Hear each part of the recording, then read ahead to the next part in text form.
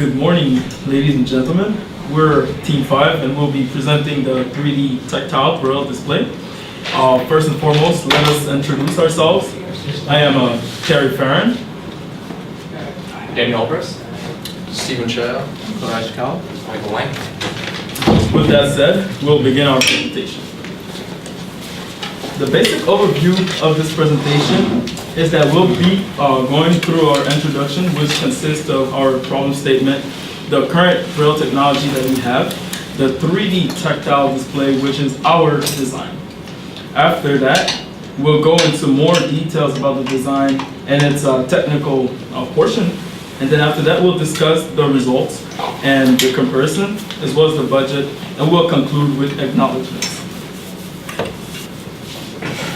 So our problem statement was to actually create a refreshable display that could assist the blind people to actually do several things, such as visualize mathematical functions, as well as read Braille and visualize other shapes of diverse forms. Our current Braille technology that we have today is very, very expensive, as we all know. To go through these, we have the printers, which includes 3D printing, as well as Braille printing, which embosses the piece of paper. These are our non-refreshable technology. Now, our refreshable technology uses piezo actuators and electromagnets. So these two technologies are actually refreshable, however, still expensive. And the disadvantage of the wheel using electromagnets is that it can only display one character at a time. With that said, with a little bit of explanation of our design, our main goal was to actually, as stated in the problem statement, to come up with a 3D display that would actually assist the blinds with 3D graphical displays, 3D modeling, as well as Braille reading display. Also, it could be used for a wide range of customers. Basically, people who actually can see could actually view a model of a shape or a 3D modeling of such sort. And also, it reduces the 3D printing footprint. With that said, I'll give it over to Daniel, which will talk about the Z-axis. Okay, so I just want to give like a brief introduction about the project. So there's like three main points and three main areas that you can break up the project into. It's like the pin display, as well, and then we have the Z-axis, and then we have the XY table. So this is just a little bit about the Z-axis. It's a rack and pinion design. So rack and pinion is they have a gear here that turns according to the servo motor. So it goes from between 0 to 180 degrees, and that pushes up the rack, which pushes up the pins. And they have like this is a cap that we put on top of the rack to push up the pins and make it more even. This is made out of molded nylon and 3D printed components. So 3D printed components are like the holder here. We have a holder for the servo motor as well as the gear guide rail. And the rack is made out of molded nylon and the gear is made out of molded nylon.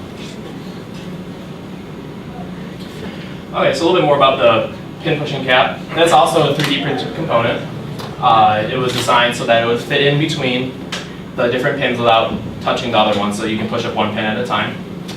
We added these wheels to the platform at the bottom to help stabilize the operation. So as it's pushing up pins, it tends to like rock the platform.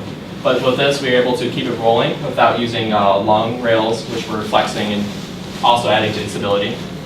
We have two pin setters. So the idea about this, that's really I want to stress about this design is actually that it's scalable. Like we have right now, we have a 32 by 32 display, but we can make it larger and we can make it faster by adding more in setting devices. Alright, so just kind of a brief little thing about the XY axis here. So we're using, versus the other servo motors we're using were 0 to 180 degrees, here we're using continuous servo motor. So a big problem with the servo motors are that there's not really a good feedback design. So you don't exactly know how many times it's really turned. So we've added this linear potentiometer in here for that feedback. But we use continuous servo motors because they are faster and they are also cheaper than most step motors. So, but the step motor is a little bit more accurate, typically, but that's why we added this potentiometer in here so we actually know exactly where it is on the position there. So the X-axis here, we're using a dual parallel lead screw design, which is driven by this belt. So this is the main driven axis here, but that also turns this one at the same time, and that also adds the stability. Originally, we had a little wheel attached to this overhang from the Y-axis, but that was causing a lot of problems. It was squeaking a lot, it was noisy, and it was really, really just shaking a lot. So this is actually a really big improvement here. We're also using frictionless ball bearings in here to help reduce the wasted power from them there, generating heat, noise, and other things you don't really want. So for the Y-axis, this was more of a traditional design that we had intended to go with in the first place. Basically, it's utilized as a single lead screw, and originally, as Dan mentioned, we had two brass rails that were going all the way across to help stabilize it, but that turned out to not work very well. So we ended up going with two wheels on the side, and that ended up being a lot more stable.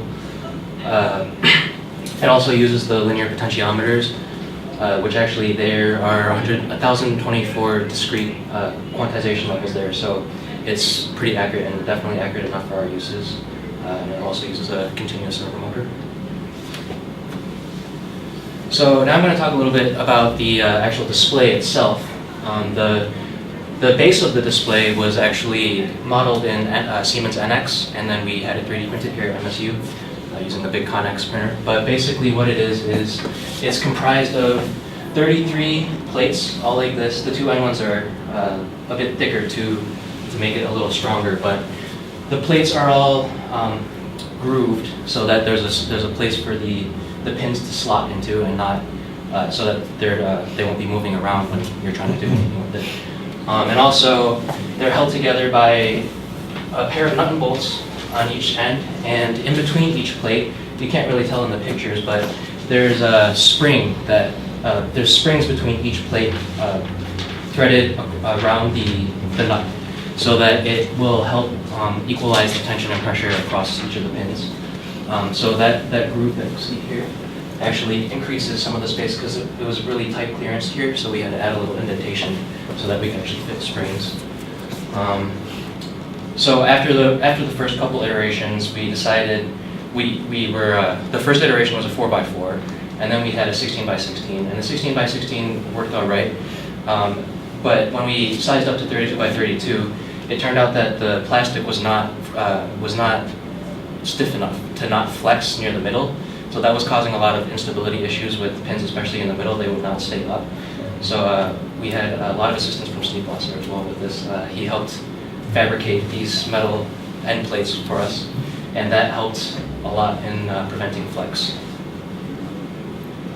So with the pins, it seems kind of silly, but actually it was a really big part of the design as well. So the requirements were that it needed to have a head so that when you had it loose, the pins would not fall through the display itself. They also needed to be rigid enough so that they wouldn't flex or bend or anything when being used. And we wanted them to be as straight as possible because that would aid in the placement for when you're actually trying to push things up. So our current array of 32x32 has 1,024 pins, so it was also imperative that we found something that was low cost. We went to Home Depot actually, and we found that finishing nails were quite a good option for this. We tried 18 gauge at first, but they turned out to be too small because, again, Mr. Stephen Blosser was a lot of help with us. He helped tumble the pins for us because when you first bought them, they came in strips, so they were glued together, and the heads were quite sharp, so that if you try to feel it, it wasn't very pleasant to touch. So Mr. Blosser helped us tumble them, so it got the glue off first of all, and also made them smoother so that it'd be more pleasant to use. But this also resulted in the nickel plating, because they're nickel plated nails, resulted in nickel plating being worn off. So that would lead to potential rust down the road and corrosion. So we looked up stainless steel finishing nails, but at $40 for 500, it was just out of our budget. Because currently it was 2,000 pins for $12. So we ended up just compromising with that. The software was separated into two parts, a software image text processing portion and a hardware portion that controlled the servo and linear potentiometers. The software portion was done, the image text processing portion was done in C++ and open source computer vision library. The open source computer vision library allows you to manipulate images and videos. In our case, we used it for grayscaling the image and resizing the image. And for the hardware, we used Arduino IDE and processing IDE. Arduino IDE is mainly used for programming the microcontroller directly. And then processing is used to communicate to the code that's uploaded on the microcontroller. We ideally wanted to create a code that was in a single language, but serial communication wasn't available for C++, and the open source computer vision library wasn't available for our Arduino and processing IDE. Here's an example of the image processing. The blue and white image is the input image. The first step that it takes is it grayscales the image, and then it normalizes the image so you get the maximum intensity values. And then it's resized into a 32 by 32, so each pixel represents one pin on the display. The bottom left picture you see is the actual pixel intensities of that resized picture. And then the last step that it takes is it resizes it, it changes the values into z-axis pin heights. So 10 is our max height, and then 0 is no height at all. For the text processing, you input a text file, in our case hello world, and the hello world is converted into a string, and that's converted into Braille. And now how Braille is represented in the code is that it's in binary. So if you, for example, had an L with dots 1, 2, and 3, it'll be 1, 1, 1, 0, 0, 0, 0, representing the pins that aren't up. And the binary is then converted into the 32 by 32 pin display. And for us to keep with the standard Braille spacing, we had to skip 2 pins for letters going across, and then 4 pins going down for rows. The hardware code was then in Arduino processing, and with the Arduino code, we use the standard formata. This is something that's included in Arduino, and basically what it does is it prepares the Arduino to be able to accept input from processing. So instead of, for example, for our servos, instead of sending direct pulses, we can just send a piece of code that says move to however many degrees. With the processing, it reads in the input text output from the software side, and then it resets the XY table to the starting position, and then it raises each pin one by one. All right, so basically to put all of these components together, this was our initial start image, and then this is an example of the final result and what it looked like.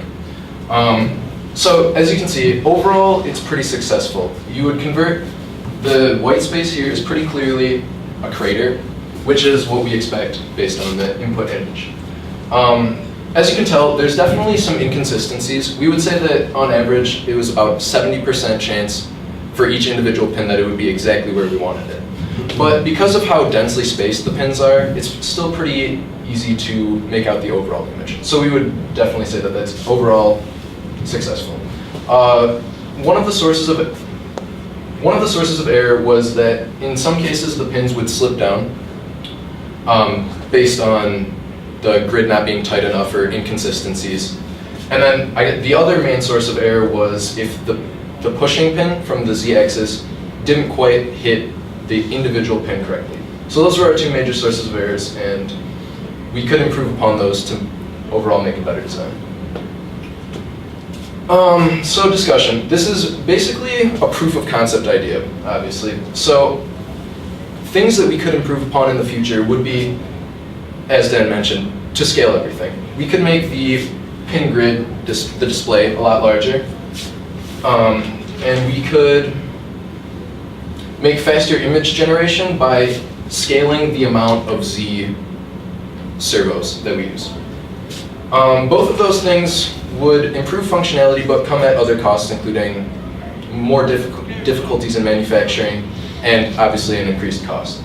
The last point that we could improve upon was increasing the robustness, as in increasing the precision and repeatability increasing the 70% error. And we could use that by using improved parts, maybe metal components, higher precision components, but obviously that would come also at the cost of more money. So as a proof of concept, I would say that's pretty good for proof of concept.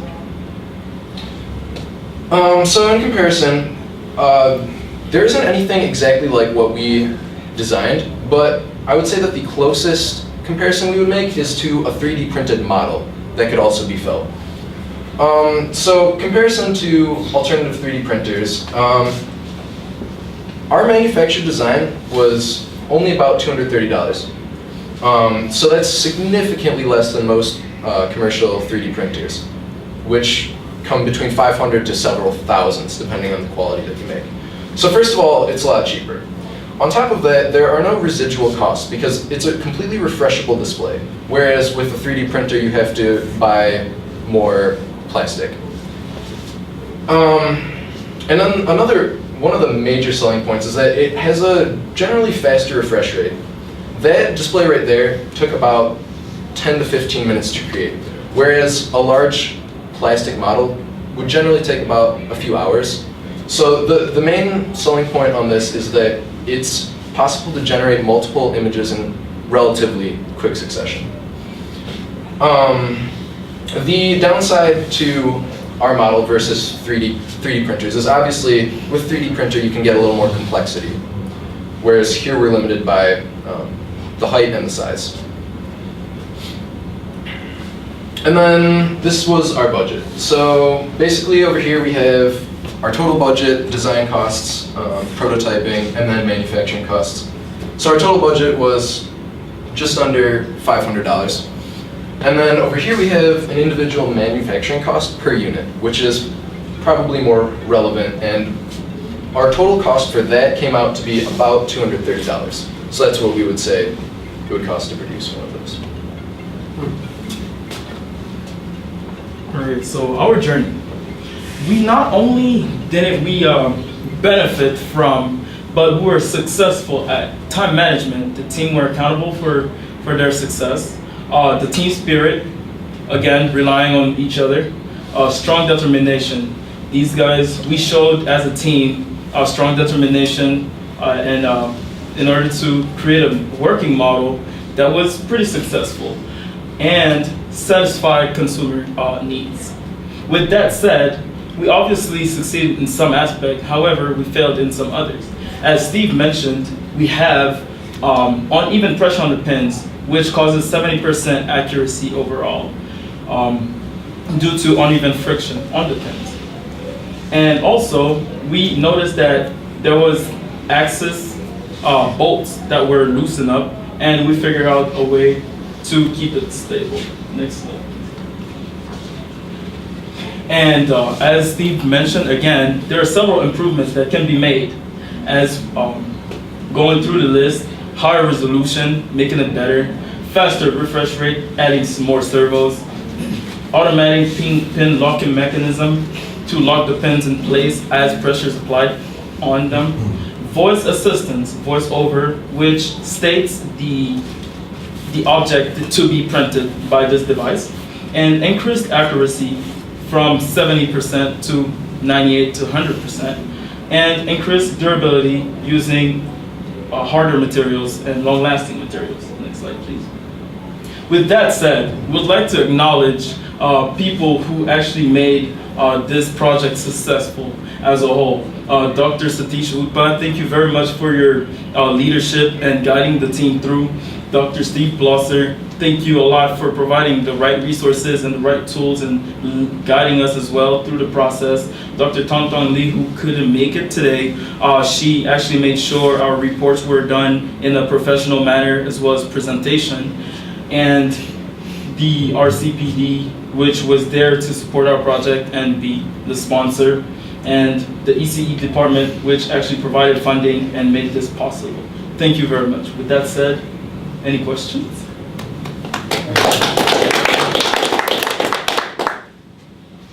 Now, you state 70% accuracy on the pin height. Did you go in and do a study? Because from your software, you know how high each pin should be, did you do a measurement? Not measurement per se, however, just by looking at the design, it really can state that the model is actually working. However, you can see that the pins aren't really accurate. And so with that said, Mike can actually answer your question more. Or the person who worked on the Z-axis actually.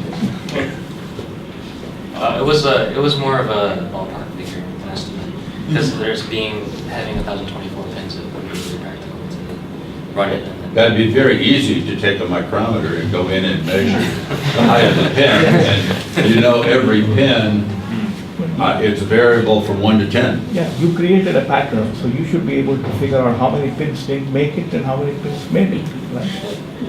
This is one of our future improvements, and we'll definitely take it into consideration. I think the error was experienced because the pin didn't stay in position, it dropped. A drop, so. Yeah. So you basically re-quantized the data. You took gray level, re-quantized it to get 10 levels. Yes. Right? Is there any empirical evidence that would suggest that 10 levels are enough? Can you resolve?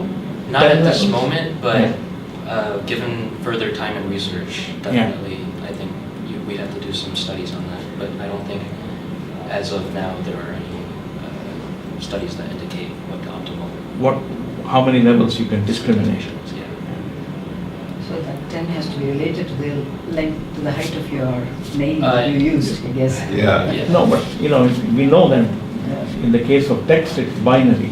Yes. Gray level, it's 10 levels, and so so there's no research or anything that would, Not that we could find out. We require a bigger pool of an audience to actually try it, so right? we're limited to just our 5 people and a couple other people who Right. could actually use the device. Also, So- you are not trained, right? So if you suffer from if you're visually handicapped, your motivation, your ability also might be different from somebody who's sighted.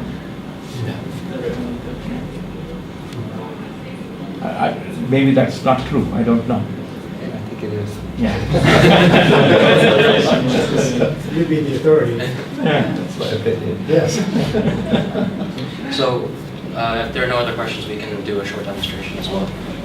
Actually, while we're getting set up, if you guys have any more questions, we'd be happy to field them as well. We got about a minute probably. This actually shows a completed apple. Yeah. Rather than running it again. It is cool. Yeah. Convenient for this.